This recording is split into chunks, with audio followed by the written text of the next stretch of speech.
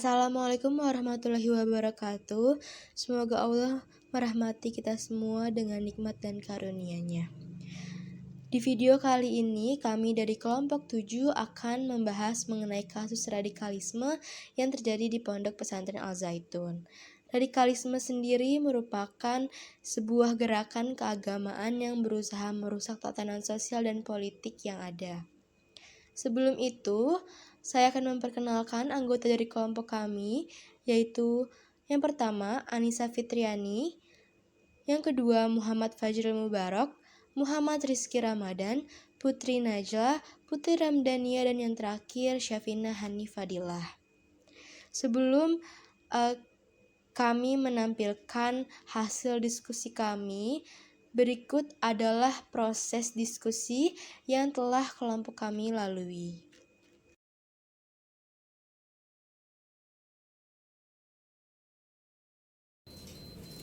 Gerakan radikalisme di Pondok Pesantren Al-Zaitun telah menarik perhatian publik dan pemerintah. Banyak kegiatan di dalam pondok pesantren yang menyimpang dari syariat agama dan nasionalisasi di Indonesia. Kegiatan penyimpangannya antara lain adalah kumandang azan yang bernada pembacaan proklamasi, sholat dengan shaf yang berjarak, begitupun bagi agama yang non-Islam dapat ikut melaksanakan sholat di dekat imam namun menurut kepercayaannya. Hal tersebut menimbulkan banyaknya keraguan di masyarakat, akan tetapi tidak sedikit pula kalangan masyarakat yang mengomentari dan melakukan demonstrasi kegiatan menyimpang tersebut. Pondok Pesantren Al-Zaitun juga memiliki hubungan dengan politikus yang membuat pondok pesantren ini selalu selamat dari mata hukum. Al-Zaitun sering mendoktrinasi negara Indonesia terhadap gerakan radikalisme dengan cara sedekah. Tak hanya itu, radikalisme di Al-Zaitun juga terlihat ketika Panji Gumilang, pemimpin pondok pesantren ini, melegalkan kebebasan seksual.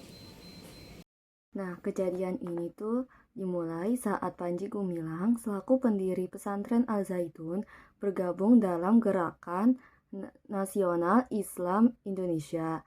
Namun, NII ini dianggap sebagai gerakan yang bertentangan dengan nasionalisme Indonesia pada saat itu.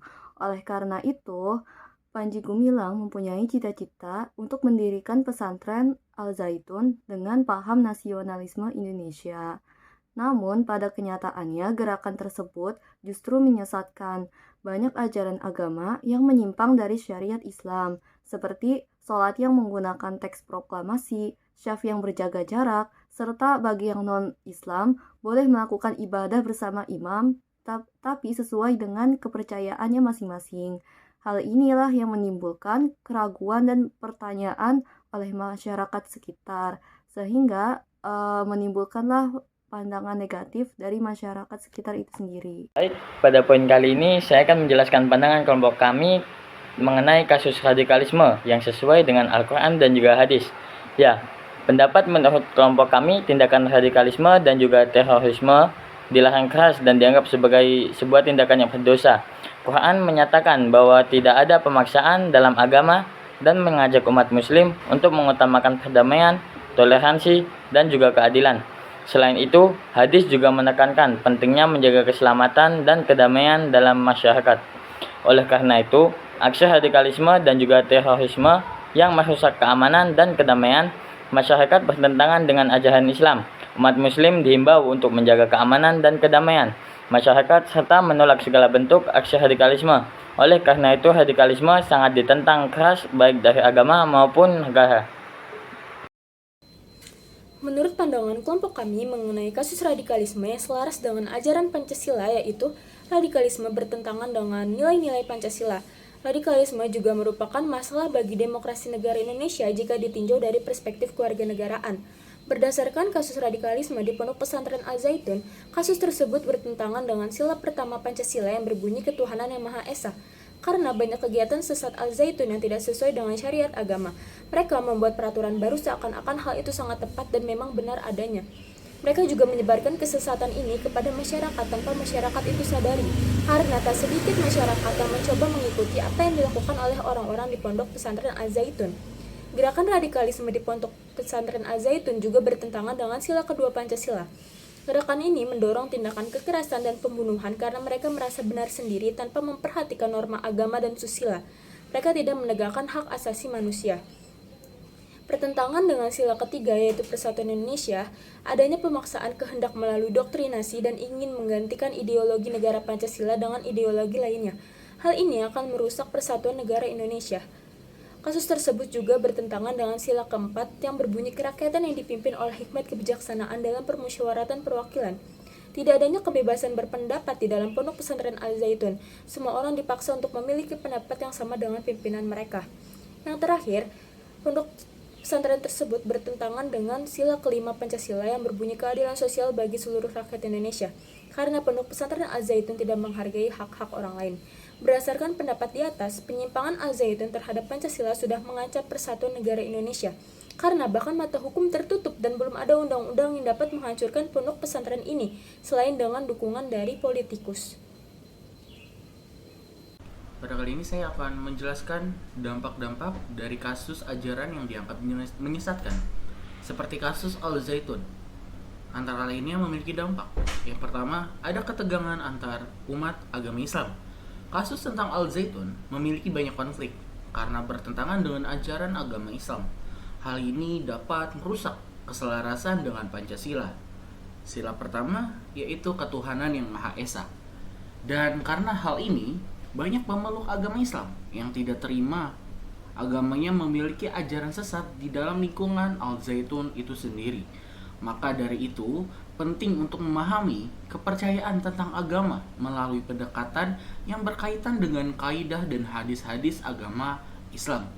Lalu yang kedua, reputasi agama dan kelompok menjadi buruk. Ajaran yang dianggap menyesatkan dapat merugikan reputasi agama yang terlibat serta kelompok atau ajaran komunitas terkait. Hal ini dapat menciptakan stigmatisasi dan persepsi negatif terhadap agama yang diajarkan di Al-Zaitun. Lalu, nama baik Al-Zaitun sendiri terancam buruk karena stigma dan fakta-fakta di lapangan yang berkaitan tentang Al-Zaitun yang dianggap menyesatkan suatu kepercayaan. Lalu yang ketiga, pertanyaan terhadap pengawasan dan regulasi pemerintah. Hal ini memberikan dampak untuk pemerintah karena masyarakat mungkin mempertanyakan sejauh mana pengawasan dan regulasi terhadap kegiatan keagamaan atau spiritual di lingkungan Al-Zaitun yang diperlukan untuk melindungi masyarakat dari ajaran yang dapat merugikan. Yang keempat, pengaruh terhadap kepercayaan terhadap otoritas keagamaan. Kasus seperti ini dapat menggoyahkan kepercayaan masyarakat terhadap otoritas sebuah agama dan pemimpin spiritualnya. Hal ini memunculkan pertanyaan tentang bagaimana para pemimpin agama mengawasi dan memandu umat mereka. Yang kelima, perubahan kebijakan dan regulasi. Dampak kasus ini dapat mendorong perubahan dalam kebijakan dan regulasi terkait kegiatan keagamaan dan spiritual untuk mencegah penyebaran ajaran yang dianggap sesat di kawasan Pondok Al-Zaitun merugikan dan meluas lebih parah. Pada poin kali ini, saya akan menjelaskan mengenai solusi yang diharapkan dari kasus radikalisme yang menimpa Pondok Pesantren Al-Zaitun. Jadi, menurut kelompok kami, membubarkan pondok pesantren tersebut bukanlah sebuah solusi yang tepat, karena di sana terdapat banyak santri yang memiliki hak untuk mengenyam pendidikan. Seharusnya itu pemerintah bisa mengambil langkah untuk mengevaluasi dan membina pondok pesantren tersebut. Pembinaan yang dilakukan itu tentunya juga harus sesuai dengan ajaran agama Islam dan Pancasila, yaitu seperti memberikan pendidikan yang mendorong pemahaman agama Islam, menghormati keberagaman dan pemahaman yang benar, dan juga pembinaan akhlak kepada santri itu juga tidak kalah penting. Peran orang tua itu juga perlu dilibatkan dalam pemantauan perkembangan anak-anak mereka di pondok pesantren tersebut. Dan juga pembinaan pemimpin pesantren itu juga harusnya dilakukan ya, karena supaya pemimpin pesantren tersebut memiliki pemahaman agama yang seimbang dan berkomitmen untuk menghindari radikalisme. Juga tidak kalah penting untuk dilakukan oleh pemimpin pesantren tersebut.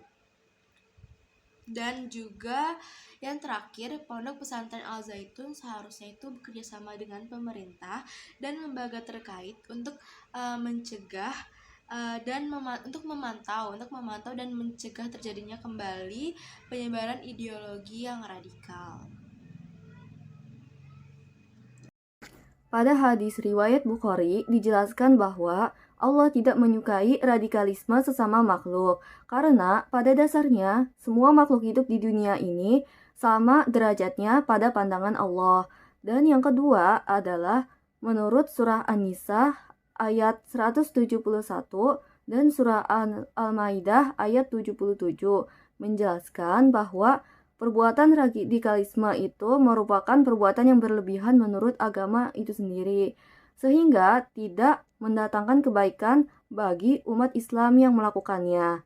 Salah satu strategi yang digunakan untuk mencegah radikalisme adalah dengan lebih mempelajari makna dari Al-Quran dan Al-Hadis. Selain itu, literasi agama harus ditingkatkan agar ilmu yang kita punya semakin dalam dan dapat meningkatkan iman kita terhadap Allah Subhanahu wa Ta'ala. Dengan mempelajari ilmu Al-Quran dan Al-Hadis serta mendalami ilmu agama, kita tidak akan mudah tersesat dalam ajaran agama yang menyimpang. Baik, pada poin kali ini saya akan menjelaskan peran Quran, hadis, dan juga ulama dalam menyikapi kasus radikalisme. Ya, untuk peran tiga ini mungkin sangatlah penting. Quran dan juga hadis mengajarkan nilai-nilai seperti kedamaian, kemanusiaan, kesetaraan, toleransi, dan juga menghargai perbedaan dalam bermasyarakat. Hal ini mengajarkan kita untuk tidak memaksakan kehendak atau ideologi kepada orang lain. Sementara itu, ulama memiliki tugas dan juga tanggung jawab untuk memberikan pemahaman yang benar tentang agama dan menanamkan nilai-nilai moderat dan toleransi pada masyarakat. Ulama juga harus bisa mengambil kebijakan yang tepat dalam menangani perilaku radikal di kalangan masyarakat dan memberikan panduan yang jelas dalam menghadapi propaganda dan seruan kekerasan yang berpotensi merusak kesatuan dan juga persatuan. Dalam mengatasi kasus ini, peran Quran dan hadis dan juga ulama perlu ditekankan dalam pendidikan dan juga pengajaran di masyarakat, khususnya pada generasi muda, sehingga mereka bisa memahami dan menghargai perbedaan dalam bermasyarakat, menghindari propaganda dan juga seruan kekerasan, serta lebih berempati dengan sesama manusia. Mungkin hanya itu. Saat ini saya ingin membahas bagaimana pandangan Pancasila dengan kasus radikalisme dari kelompok saya. Yang pertama, Pancasila itu merupakan landasan ideal dalam mengatasi persoalan radikalisme dan terorisme. Nah, dari gerakan radikalisme dan terorisme dari kasus kelompok kami secara khusus bertentangan dengan 3 sila utama dalam Pancasila, yaitu sila ketuhanan yang Maha Esa, sila kemanusiaan yang adil dan beradab, dan sila persatuan Indonesia. Dari gerakan radikalisme ini juga bertentangan dengan sila-sila dalam Pancasila karena adanya pemaksaan kehendak melalui cara-cara kekerasan dan keinginan mengganti dasar negara Pancasila dengan dasar lainnya, dan akan merusak persatuan dan kesatuan bangsa.